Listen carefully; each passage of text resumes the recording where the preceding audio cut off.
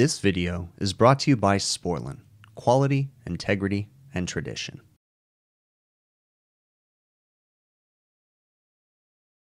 Got an emergency service call. Well, they were all urgent about it. About a walk-in freezer not working, and yeah, it's all frozen up in there.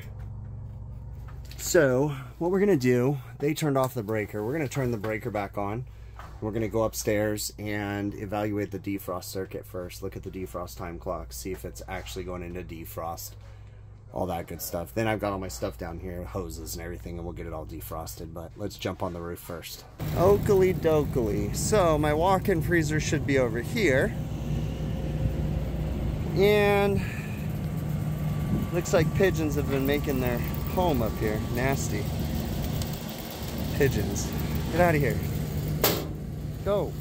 They're nesting underneath there. Lovely. Great. All right, well, I'm gonna get the cover pulled off this guy and have a look at the defrost clock. All right, the defrost clock is a Graslin DTAV or DTSX, but it's the Graslin defrost clock. And let's check to see if we have 208. We do. That's from 1 to N. Next, 4 to N. We have 208, so that's the refrigeration circuit. The time is about an hour and a half off. Let's go ahead and put it into defrost. Okay, so in defrost, the red light turned on. Let's see what happens here. Waiting for it to pump down.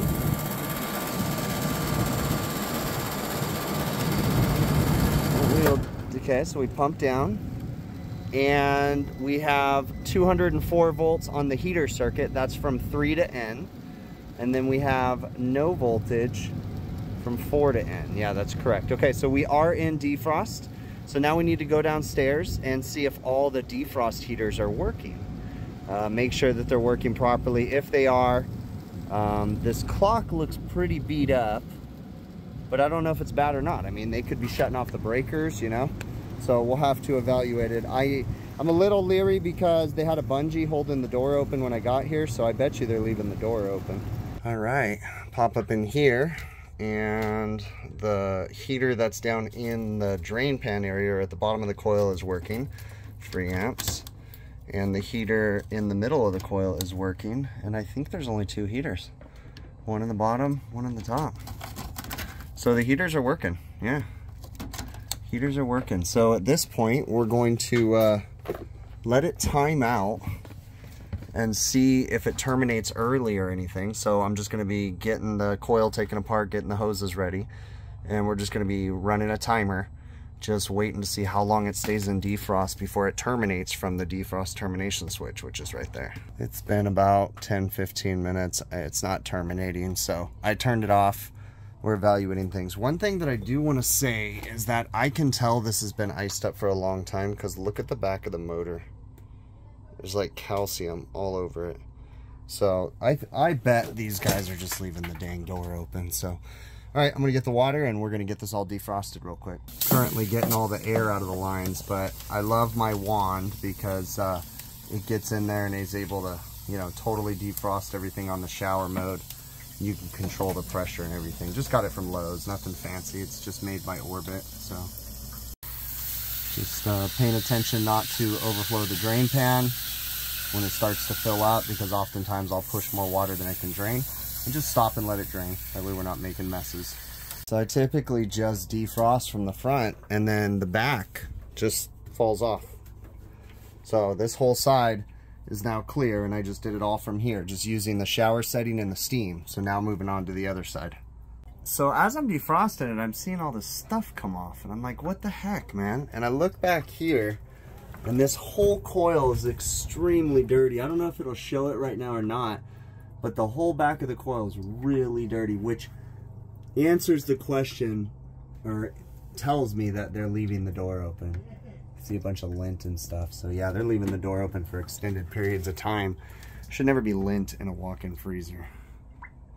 I know everybody out there is going to say it's cardboard dust or whatever, but regardless, there shouldn't be this in a walk-in freezer. They don't open the boxes and they take the boxes out from the freezer and do all their stuff outside. So yeah, this is not right, and this proves that they're leaving the door open. All right, got it assembled.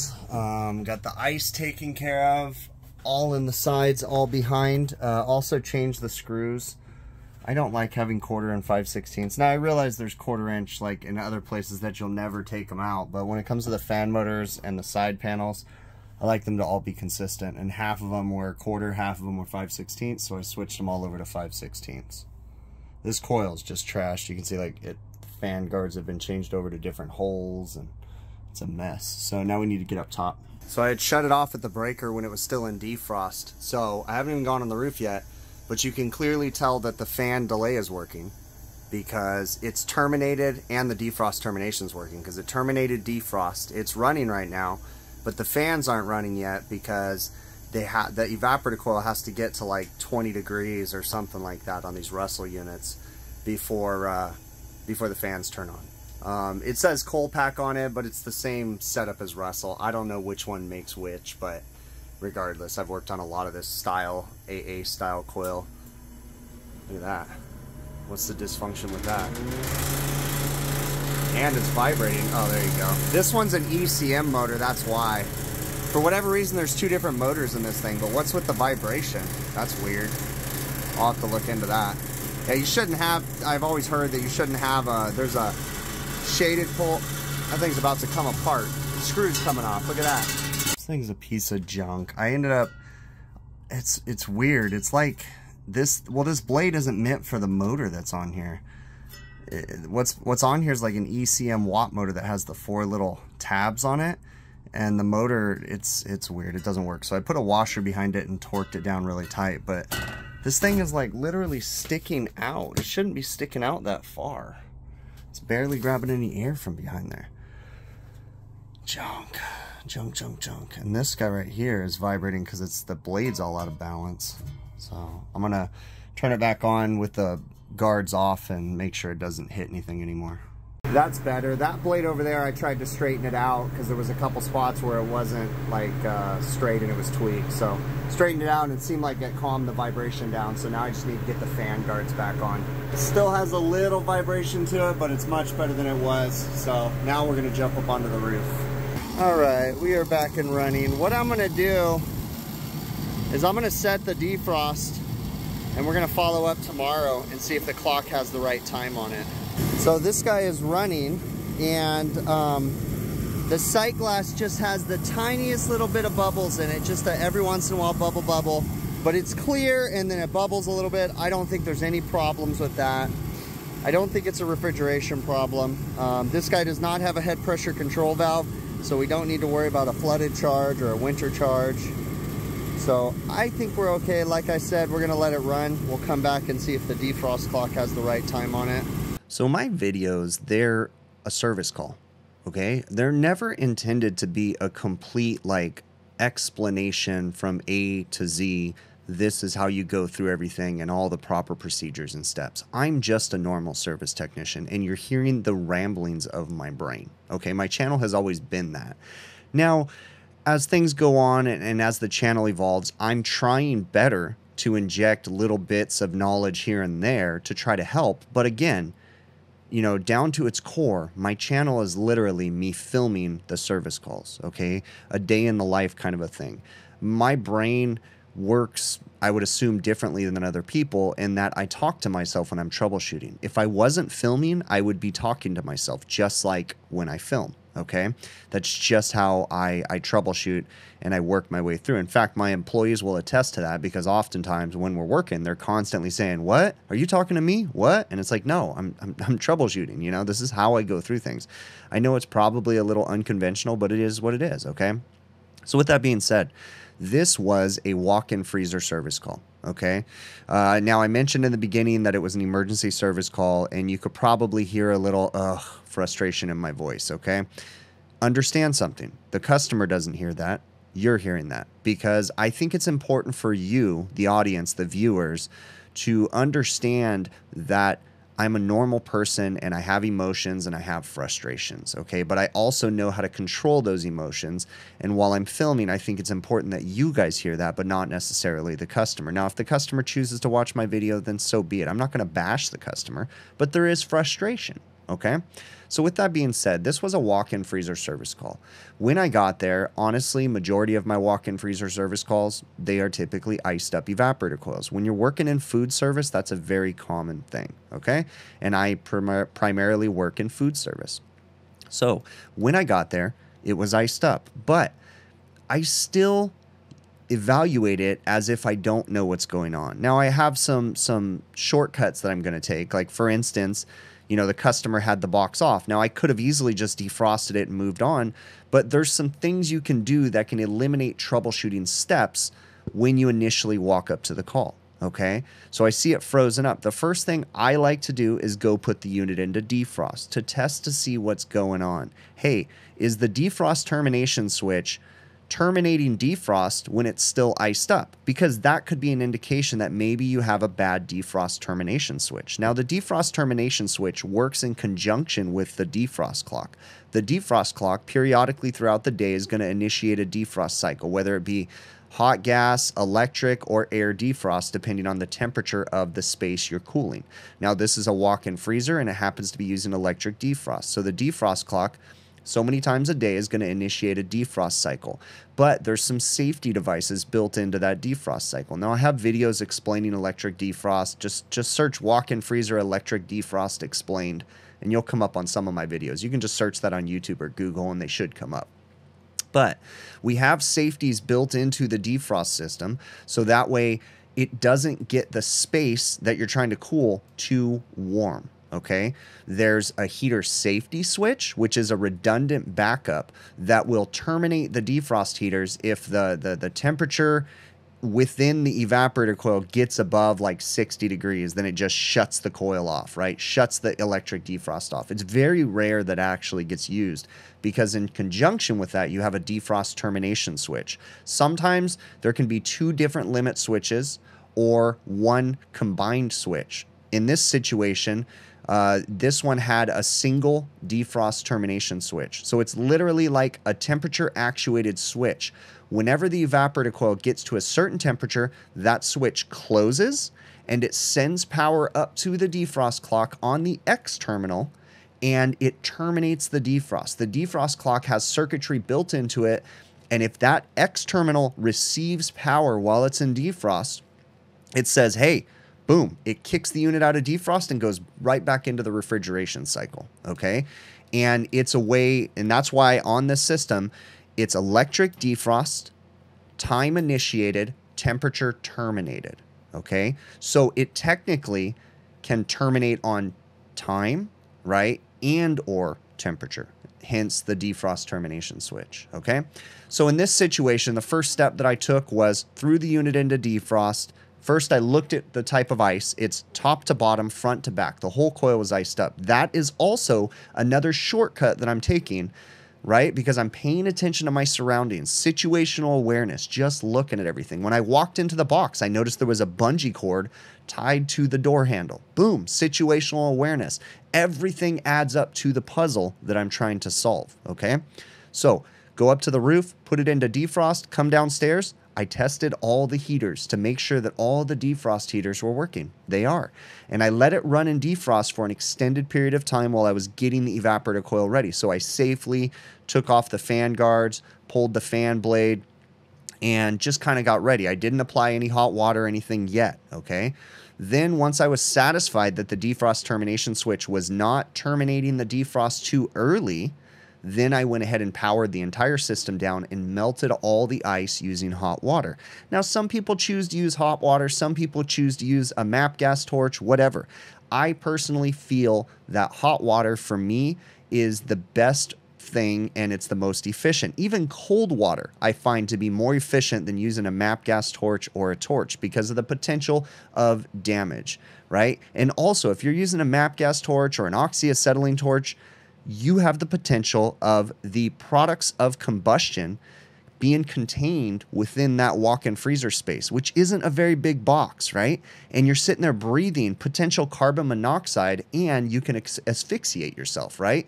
You can basically not have enough oxygen left inside that box, and you can have problems breathing. So I personally don't like using a torch in a confined space like that unless I absolutely have to. And in that situation, you prop the door open, you do different stuff. But in this situation, I was able to use hot water. And the cool thing was I'm able to keep the door relatively closed, so that way we're reducing the amount of heat infiltration into the box, and we're keeping the product as cold as possible while I'm using hot water to rapidly melt all the ice inside the box. Again, there's a lot of steps that go into this. Paying attention to the fact that, hey, that drain might start to overflow, so I need to stop. I don't want to get water on the floor. I've covered that ad nauseum, but if you get water on the floor, that can cause all kinds of damage to the box that's very, very expensive to repair. So I put pans down, right? And I have my method of defrosting a coil. It doesn't mean that my method's the only way. It doesn't mean that you have to do what I do. Again, these videos are the inner workings of my brain. This is the way that I do things, okay? You can have your own method. I'm not saying you have to do it my way. This is just how it works, okay? And on another side too, these videos really are meant for my own employees, okay? But I share them with everybody, and I think that there's benefits from all sides, right? So anyways, we got the coil defrosted, and then I go to turn it back on, and the fan blade falls off. And I knew that something was funky because I was looking at the fan blades and the fan motors, and I'm like, these aren't the right motors. They're different motors. There was an ECM motor and a PSC motor. Actually, no, there was an ECM and a shaded pole motor. Now, I know that I've heard many people say that you can't combine an ECM motor with a shaded pole motor. Hey, I'm sure that there's some science to prove something from what they're saying, but I will tell you that I've actually got tons of ECM motors and PSCs working in conjunction, and honestly, I don't really have many problems. But again, I'm not saying that it's the right way, but I don't see the need to have to go sell the customer on a bunch of fan motors to make everything identical. Now, if one of them failed, then sure, I might take that opportunity to go ahead and bring that coil back up to manufacturer specs. But if it's operating and I don't really see a problem with it, I'm not going to sweat it, okay? Give the customer the option. There's a time and place to try to change everything. Honestly, I don't think that this evaporator coil has very much life left in it. It's pretty much on its way out. So we'll address those issues in time. Now, another thing I do want to cover is the evaporator fan motor. On the ECM motors, it is common to see a delayed startup, and that is normal, okay? So don't be afraid when you see an ECM motor take a minute.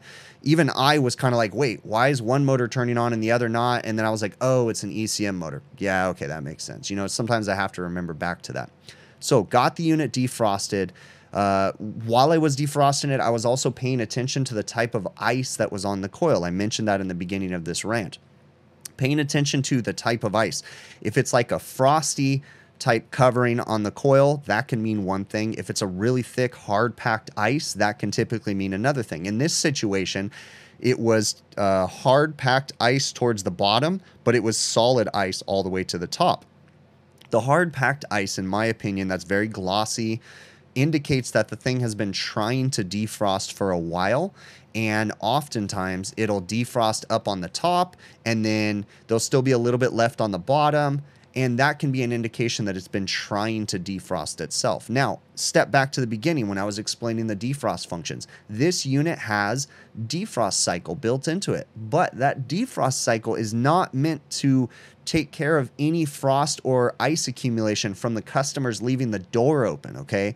It's not meant to solve neglect problems. It's meant to solve normal frost accumulation, which is going to happen on a walk-in freezer, just from normal in and out of the box, okay? In this situation, the problem that I found, we did go back. We didn't find anything wrong with the defrost clock. Everything has been operating properly, okay? It's been weeks since I did this service call.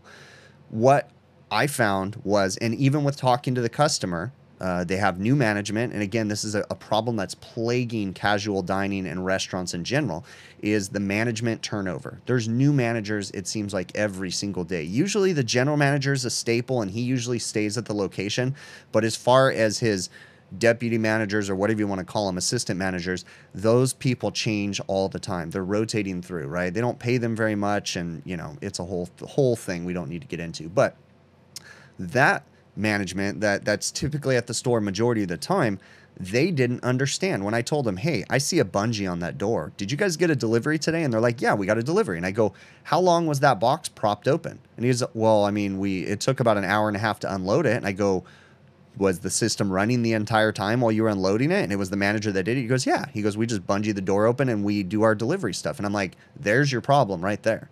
You know, and he's like, really? And then I explained the whole refrigeration cycle and how it works. And he's like, wow, I never knew that you couldn't leave the door open. Okay. So these restaurant chains, they're hiring these people and they're not educating properly on how their equipment works. Now, in the past, the restaurants used to do a really good job of educating their staff, but I'm noticing a trend that it's not happening as much. And here I am as an outside contractor going in and educating this customer on how they should operate their restaurant, right? So there's definitely a disconnect.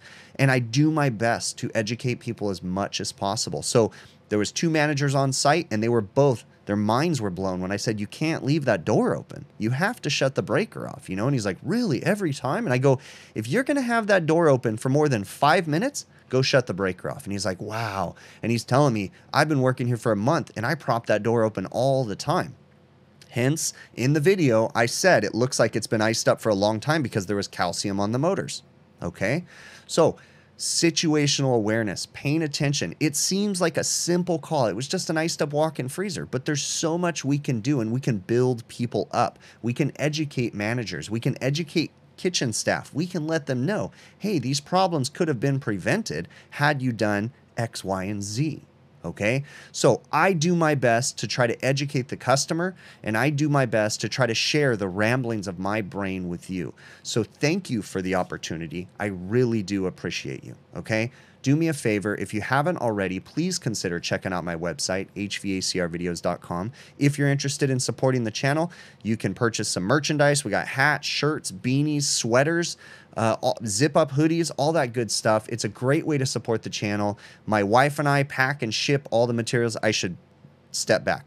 My wife, right, HVACR wife on Instagram, you can follow her. She also posts a whole bunch of different stuff about how she deals with my craziness, right?